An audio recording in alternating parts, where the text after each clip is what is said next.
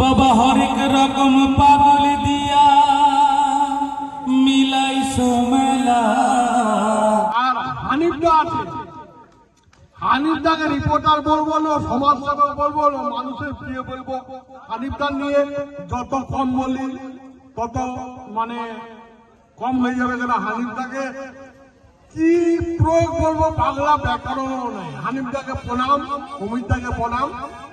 অমিতদা একটু গান করুন, আমরা শুনতে চাই। আমি তো একটা গান গাইবো। হানিফদা আমার সাথে রয়েছে। হানিফদা আমাদের প্রত্যেকটি অনুষ্ঠানেই থাকেন এবং হানিফদা আমাদের রঘুনাথপুরের একজন বিশিষ্ট সমাজসেবী। একটা জিনিস বলবো অবশ্যই, এবারে কিন্তু একটা জিনিস লক্ষ্য করলাম যে রঘুনাথপুর ট্রাফিক পুলিশ যে নতুন ওপেনিং হয়েছে আমাদের থানায় রঘুনাথপুর শহরে, এবারে কিন্তু ট্রাফিক গার্ড দেখলাম প্রত্যেকটা কিন্তু সেবা কেন্দ্রের পাশে রয়েছে এবং সুন্দরভাবে রাত্রি 12টা পর্যন্ত সুন্দরভাবে ট্রাফিক নিয়ন্ত্রণ করেছে। কোনো যারা যাচ্ছেন তাদের কোনো অসুবিধা হয়নি এবং প্রত্যেকটা সেবা কেন্দ্রই দেখলাম যথেষ্ট মানে ভালো ব্যবস্থাপনা। সবাই এক কথায় যতগুলো হয়েছে সবাই ভালো করেছে। বাবা হরেক রকম পাগল দিয়া মিলাইছো মেলা। বাবা হরেক রকম পাগল দিয়া মিলাইছো মেলা। বাবা তোমার দরবারে সব পাগলের খেলা। হরেক রকম পাগল দিয়া মিলাইছো মেলা। সবার সাথে হরেক রকম পাগল দিয়া মিলাইছো মেলা। বাবা তোমার দরবারে সব পাগলের খেলা।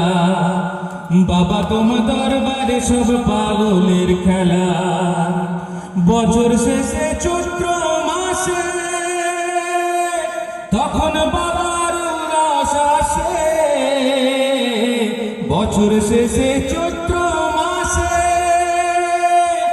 তখন বাবার উরাস আসে। হাজার হাজার পাগল এসে মিলাই যে মেলা।